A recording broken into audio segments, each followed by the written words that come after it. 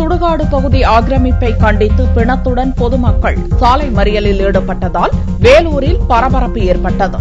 வேலூர் மாவட்டம் அரக்கோணத்தை அடுத்த பெருமூச்சி பகுதியைச் சேர்ந்த முன்னாள் கவுன்சிலர் அரிகோபால் உடல் நலக்குறைவால் இறந்தார். இறுதிச் சடங்கு முடித்து பிணத்தை புதைப்பதற்காக உறவினர்கள், பொதுமக்கள் உள்ளிட்டோர் ஆத்தூர் பகுதி சுடுகாட்டில் பள்ளம் தோண்டினர். அப்போது அங்கு வந்த சிலர் தங்களுக்கு சொந்தமான இடத்தில் பிணத்தை புதைக்கக்கூடாது என்று கூறி தடுத்தனர். இதனால் கடும் வாக்குவாதம் ஏற்பட்டது. ஆத்திரமடைந்த பொதுமக்கள் காஞ்சிபுரம் அரக்கோணம் சாலையில் ஊர்வலமாக சென்று பிணத்துடன் சாலை மறியலில் ஈடுபட்டனர்.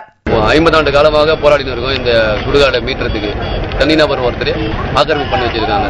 இது நாங்க பல இடத்துல போய் முறையிட்டோம், பல இடத்துல மனு கொடுத்தோம், டாக்ஸ் அமைச்சோம், மண்டை பெட்டிஷன் கொடுத்துருக்கோம். இதுக்கு வரைக்கும் எந்த தீர்வும் காணல இவங்க. அதனால இவர் இந்த விஷயம் சுடுகாட்டை மீட்டன்னு முழுக்க எங்க கூட ஒத்துழைச்சதுனால, இவர் எங்களுக்கு முன்னோடியா இருந்ததுனால இவர் பாடியாவது நாங்க உள்ள வைக்கணும்னா பள்ளம் எடுத்தோம். அதை அவங்க மூடிட்டாங்க. அதை மூடினதுக்கு தான் நாங்க இன்னைக்கு பாடியை ரோட்ல வச்சு சாலை மறியல் பண்ணி போலீஸ்காரங்களாம் வந்தாங்க. அவங்க சமாதானம் பண்ணி இது அதிகாரிலாம் புறம்போக்கு தான் அப்படின்னு சொல்லிட்டு ஊர்ஜினம் பண்ணிட்டாங்க. அதுக்கப்புறம் அவர் நல்லபடியா இன்னைக்கு அடக்கம் பண்ணிருக்கோம். கடும் போக்குவரத்து நெரிசல் ஏற்படவே அரக்கோணம் போலீசார் மற்றும் வருவாய்த்துறையினர் சம்பவ இடத்திற்கு வந்தனர். அவர்கள் நடத்திய ஆய்வில் சுடுகாட்டு பகுதி அரசுக்கு சொந்தமான புறம்போக்கு இடம் என்று தெரிய வந்தது. இதைத் தொடர்ந்து சமாதானமடைந்த பொதுமக்கள் சாலை மறியலை கைவிட்டு பிணத்தை அடக்கம் செய்தனர்.